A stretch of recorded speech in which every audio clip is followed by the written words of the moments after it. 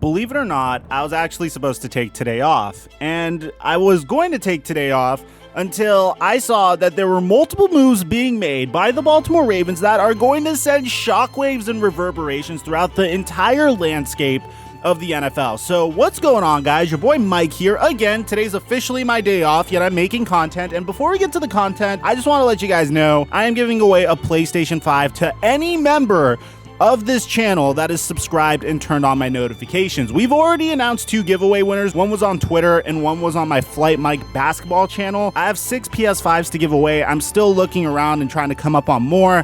So I have about 4 more PS5s to give away. We're doing 2 more giveaways on Instagram and on Twitter. Links to that's in the description down below. And of course, guys, we are celebrating the fact that this channel has been able to hit 100,000 subscribers. And to do that, we released 100,000 subscriber exclusive merch. That's going to go off the internet this week. You could go to microphone.org to purchase a piece of 100,000 subscriber merch. Just know that we're going to keep growing in followers and subscribers, but there's only going to be a select few that will be able to own a piece of Microphone 100K subscriber merch. It's extremely high quality. It's a champion collab for the hoodies, and it's a remarkable way to claim your ticket as a day one Mike Mafia supporter. Now that we got all of that out of the way, break!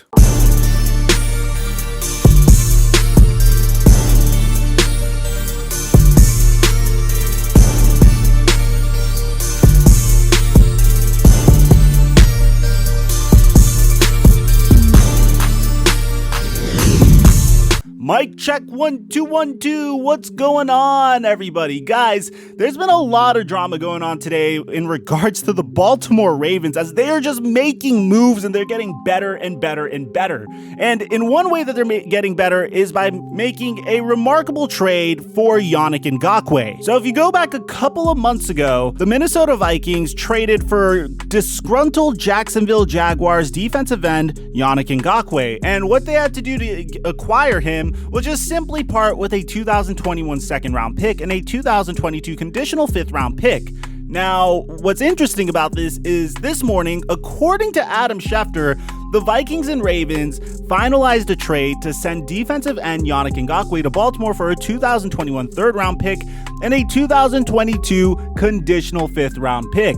So if you do the advanced calculus in your brain, the Vikings pretty much traded a 2021 2nd round pick and a 2022 5th round pick. They got a 5th round pick back, but they're getting a 2021 3rd round pick. So they downgraded their 2021 2nd round pick to a 3rd round pick in return for a 6-week rental of Yannick Ngakoue. And you might be wondering, why are the Vikings doing this? Because Yannick Ngakoue has been performing remarkably, as a matter of fact. This has been his best season to date so far. He started in only 5 games, and through those 5 games, he has had 5 sacks, 12 combined tackles, 5 tackles for a loss, and 7 QB hits. That's pretty remarkable considering how little we've played so far. That's a great sample size, and you'd think that Minnesota would be able to flip him for more. But unfortunately, Minnesota is one of many teams that's not doing really well this season. Like the entire NFC East and the Jacksonville Jaguars, the Minnesota Vikings have gotten out to a very slow start, and they lost to a winless team this past week,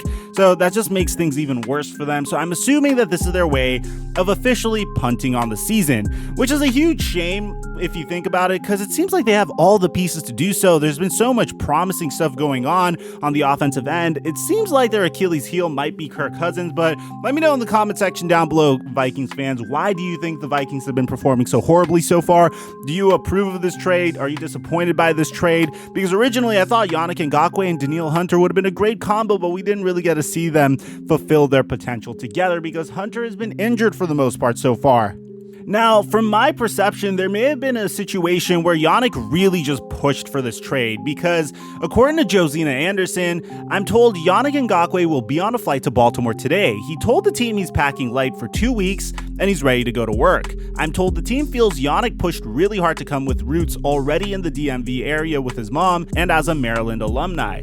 And what she means by this could also be further supported by Adam Schefter himself, because Adam Schefter went on to say that Baltimore has attempted to acquire Yannick Ngakoue multiple times in recent months. Ngakoue hoped to land in Baltimore all along. He grew up in Bowie, Maryland, starred at Maryland, then was drafted by Jacksonville.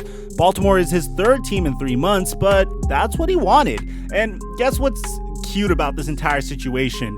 Yannick Ngakoue and the Baltimore Ravens' newly acquired defensive end Calais Campbell both started on the 2017 AFC Championship squad for the Jacksonville Jaguars. And that defense was pretty freaking good, if you remember. I know it's been 3 years and Calais Campbell has gotten a little bit older, and he has been pretty old at this point. This is his 12th season in the NFL, but still, this is a very formidable duo, and the Baltimore Ravens defense just gets even better at this point. Like, if you were already afraid of a defense that featured Marlon Humphrey and Patrick Queen and Calais Campbell, now they have Yannick Ngakoue, who has been on an absolute tear this season. But that's not the only move that the Baltimore Ravens are making today, because I just got word from Ian Rappaport that the Baltimore Ravens are also expected to sign Dez Bryant. And here's how the story goes, because originally we thought that the Baltimore Ravens were prime contenders to sign Antonio Brown. And the Antonio Brown signing, or the potential signing of Antonio Brown to the Baltimore Ravens, has just made so much sense to us all.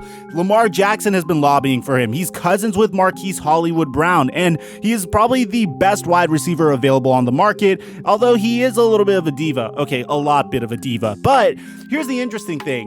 The Baltimore Ravens are expected to sign Dez Bryant, and according to Josina Anderson, per my understanding, it doesn't look like the Ravens are going to be in on bringing in wide receiver Antonio Brown at this time. I'm told, however, to keep an eye on wide receiver Dez Bryant joining Baltimore's practice squad. Very interesting. Dez is going to be joining the practice squad, not necessarily suiting up. Ian Rappaport further commented on Dez Bryant, saying that the Ravens plan to sign Dez Bryant to the practice squad if his workout goes well and he passes a physical. Baltimore previously worked out Bryant in August, so this is more of a check-in. He should land in Baltimore finally. Very fascinating, because Dez Bryant did have that workout with the Baltimore Ravens in August. They didn't really elect to sign him, and we just thought that, hey, the Ravens saw what he was, they didn't like it, they elected to pursue other options. But what actually happened is, it seems like they were just checking in on his status and how good he'd be to go during the season. And apparently the only reason they haven't signed him so far to the official squad is I guess they want to see how he's doing